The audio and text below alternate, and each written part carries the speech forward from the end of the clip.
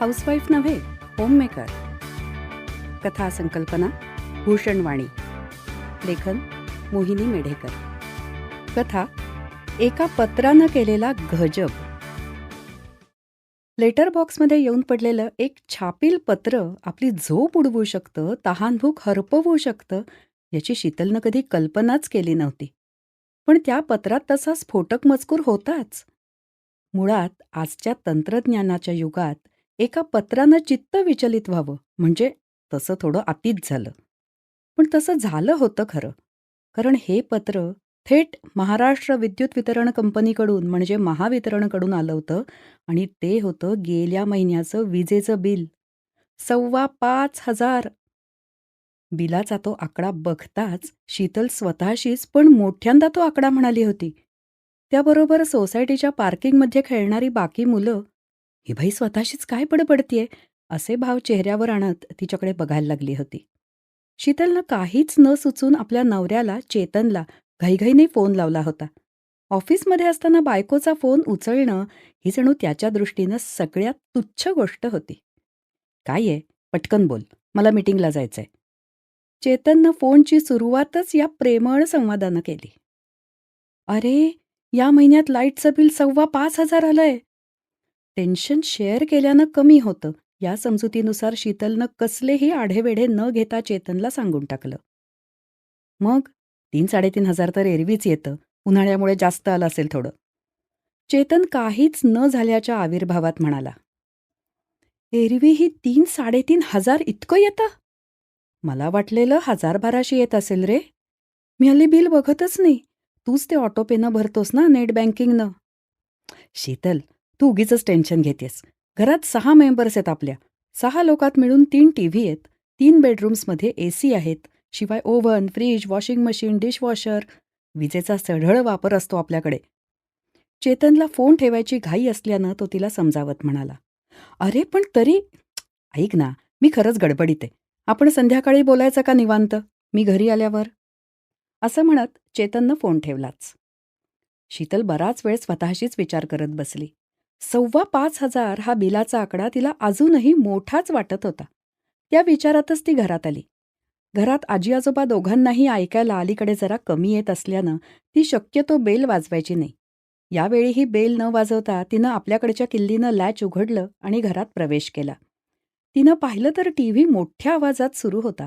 टीव्हीवर कुठली तरी जुनी क्रिकेटची मॅच सुरू होती आणि त्या टीव्हीशी आपला काही एक संबंध नसल्याच्या आविर्भावात आजोबा हॉलमधल्या पलंगावर गाढ झोपी गेले होते. शीतलनं चटकन पुढे होत रिमोटनं टीव्ही बंद केला. न विसरता मागचं बटणही बंद केलं. आजी मनोभावे देवाची पूजा करत होत्या. त्या प्रसन्न वातावरणानं, लाईट बिलानं मनावर आलेला ताण शीतलला थोडा हलका झाल्यासारखा वाटला. ती अगदी सहज आजी आजोबांच्या खोलीत डोकावली तर तिथला पंखा आणि ट्यूब सुरूच होती. ते बंद करताना तिच्या कपाळावर सूक्ष्मशी आठी आलीच. मग ती दोन्ही मुलींच्या खोलीत डोकावली.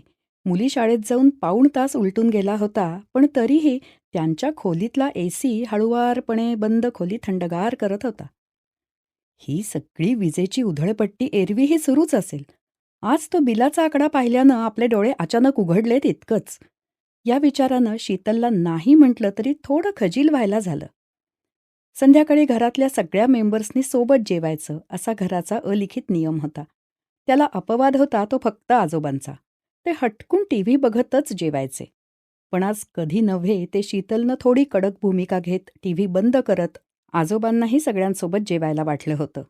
आज जेवण झाल्यावर छोटेखानी मीटिंग घेण्याचा शीतलचा बेत होता. "वीरा, वैदेही, तुम्हाला दोघींनाही टेक्स्टबुकमध्ये आहे ना पाण्याची, विजेची बचत करायची, वीज कमी वापरायची म्हणून?" शीतल विषय छेडत म्हणाली. "ते फर्स्ट टर्ममध्ये होतं मम्मा. ती एक्झाम झाली पण." वीरा अगदी निरागसपणे म्हणाली. "अच्छा, म्हणजे तुला काय वाटलं ते फक्त अभ्यासापुरतं असतं? अगं आपण रोज शहाण्यासारखं वागावं म्हणून अभ्यास असतो, पुस्तकं असतात, शाळा असते." शीतल किंचित आवाज चढवत म्हणाली तसं दोन्ही मुली काहीशा वरमल्या. नातींना बोललेलं अजिबात खपवून न घेणाऱ्या आजी मग मध्ये पडत म्हणाल्या, "काय झालंय नेमकं सुनबाई? ही आजची मीटिंग कशासाठी आहे नेमकी?" "आई, अहो या महिन्यात लाईट बिल जरा जास्तीच आलंय." "किती आलंय असं?" आजी चेतनकडे बघत म्हणाल्या. 5,500. शीतलच्या तोंडून बिलाचा आकडा ऐकताच आजी आजोबा दोघंही अवाक झाले. आता चेतन परिस्थिती सावरून घेत म्हणाला, "हे बघा, इतकं काळजी करण्यासारखं नाहीये काही. दर महिन्याला माझ्या बँक अकाउंटमधून परस्पर बिलं जातात सगळी. आज शीतलनं लेटर बॉक्समध्ये पडलेलं बिल बघितलं म्हणून तिला इतकं पॅनिक व्हायला झालंय."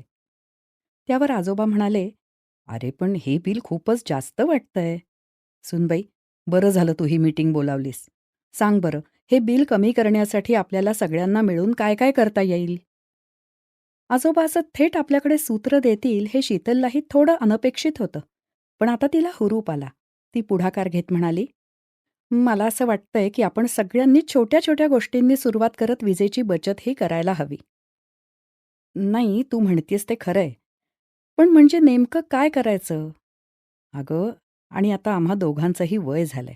बऱ्याचदा लाईट, फॅन बंद करायचं लक्षातच राहत नाही आमच्या." "नाही, त्यावर उपाय करूया ना बाबा आपण." असं म्हणत आपल्या दोन्ही मुलींकडे बघत शीतल म्हणाली, "आपल्या सगळ्या घरात मिळून किती खोल्या आहेत माहितीये ना तुम्हाला?" "हो, 6." त्या दोघी एकाच वेळी म्हणाल्या. "ग्रेट. तर आता प्रत्येक खोलीत दाराच्या इथे तुम्ही दोघींनी एक एक चिठ्ठी करून चिकटवायची. त्यावर लिहायचं, खोलीतून बाहेर पडताय? लाईट, पंखा, एसी बंद केलत ना?" "हे बेस्ट आयडिया आहे मम्मा. आम्हाला सध्या कॅलिग्राफी शिकवतायत. मी तसं केलं तर चालेल का?" 7वीतली थोरली वैदेही म्हणाली. "हो, चालेल ना. फक्त ठळक मोठ्या अक्षरात लिहायचं. म्हणजे आजी-आजोबांनाही ते नीट दिसेल." वीज वाचवण्याचे खूप सारे उपाय एकदम लागू केले तर धड कोणतेच फॉलो होणार नाहीत हे माहिती असल्यानं या छोट्या गोष्टीवरच शीतलनं आजची मीटिंग संपवली. पुढच्या 8 दिवसात जाणवण्याइतका फरक दिसायला लागला. इतके दिवस सुरू असलेला विजेचा अपव्यय कमी झाला. खोलीतून बाहेर पडण्यापूर्वी प्रत्येकजण खोलीतली सगळी बटणं, टीव्ही बंद आहे ना, हे आवर्जून बघायला लागला. हा प्रयोग यशस्वी झाल्यानं पुढच्या टप्प्यात मग शीतलनं एसीचा मुद्दा काढला. आपण पुण्यासारख्या शहरात राहतो. मला वाटतं उन्हाळ्यातले 4 महिने आणि ऑक्टोबर हिटचा एखादा महिना सोडला तर वर्षातले 6-7 महिने अगदी रोज एसी लावायची खरंच गरज असते का आपल्याला? का केवळ सवय म्हणून झोपताना आपण एसी लावून झोपतो? या मुद्द्याला सगळ्यात आधी आक्षेप घेतला तो चेतननं. "हे बघ शीतल, इलेक्ट्रिसिटी वाचवण्याचे तुझे प्रयत्न खरोखर कौतुकास्पद आहेत. पण पुणं आता काही आधीसारखं थंड हवेचं शहर राहिलेलं नाहीये. बाहेर पोल्युशन किती आहे, त्यामुळे खिडक्या उघड्या ठेवणं हा ऑप्शन असू शकत नाही. तू प्लीज समजून घे की ही एसी ही आता चैन राहिली नसून नीड झाली आपली." "मला नाही असं वाटत बाबा." वैदेही इतक्या ठामपणाने म्हणाली की तिचा बाबाही चकित झाला. "आपल्या सोसायटीत अनेक जणांकडे एसी नाहीये. मी वाघ काकांना एकदा विचारलंही की तुमच्याकडे एसी का नाहीये? तर ते मला काय म्हणाले माहितीये? ते म्हणाले की आपण जर या नेचरचाच एक भाग आहोत, तर मग बाहेरच्या क्लायमेटनुसार आपलं शरीरही अडॅप्ट होतच असतं.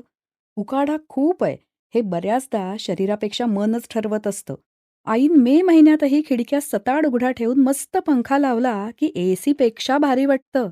"अच्छा, मग काय करायचं? एसी काढून टाकायचे का सगळे?" चेतनला हा मुद्दा काही फारसा पटलेला नव्हता. "नाही रे, मला वाटतं फक्त त्याचा वापर लिमिटेड ठेवायचा. एकदम आजपासून एसी वापरायचा नाही असं ठरवलं तर अवघड जाईल. पण मी काय म्हणतेय, समजा झोपताना अर्धा पाऊण तास एसी ठेवला, रूम थोडी थंड होऊ दिली आणि मग बारीक पंखा लावला तरी चालेल की." वैदेहीने सांगितलेला हा उपाय सगळ्यांनीच उचलून धरला. अगदी चेतनलाही तो पटला. पुढच्या टप्प्यात शीतलनं घरातल्या सगळ्या विजेच्या उपकरणांचं एक छोटेखानी ऑडिटच करायचं ठरवलं. फ्रीज ठराविक दिवसांनी डिफ्रीज करण्याचं तिनं आधी ठरवलं.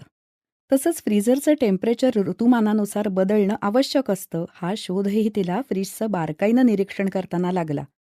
त्यानुसार सध्या थंडीत आवश्यक अशा लो मोडवर तिने फ्रीझर ठेवला. याशिवाय ओव्हनचा वापर हा महिन्यातून एकदा कधीतरी केक करण्यासाठी केला जात होता, तर एरवी रोज केवळ पाणी गरम करण्यासाठी केला जात होता. मग तिनं जवळच्या सुपरमार्केटमधून एक पाणी गरम करण्याची इलेक्ट्रिक केटल आणून ती किचनमध्ये ठेवली. त्यामुळे ओव्हनचा वापर खूपच कमी झाला. तीच गोष्ट तिनं वॉशिंग मशीनलाही लागू केली. भांडी रोजच्या रोज घासली जाणं आवश्यक असल्यानं डिशवॉशरचा रोजचा वापर होता. पण मशीन रोज लावण्यापेक्षा एक दिवस आड कपडे पुरेसे साठल्यावर तिनं लावायला सुरुवात केली.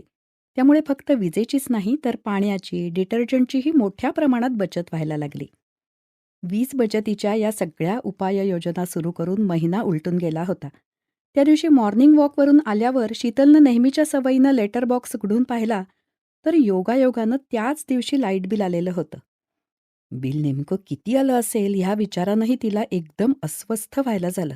गेला महिना सव्वा महिना ती आणि घरातले सदस्य करत असलेले प्रयत्न तिच्या डोळ्यांसमोर तरळून गेले. तिनं काहीसं भीतभीतच बिल उघडून बघितलं आणि तिच्याही नकळत तिच्या चेहऱ्यावर एकदम हसू उमललं.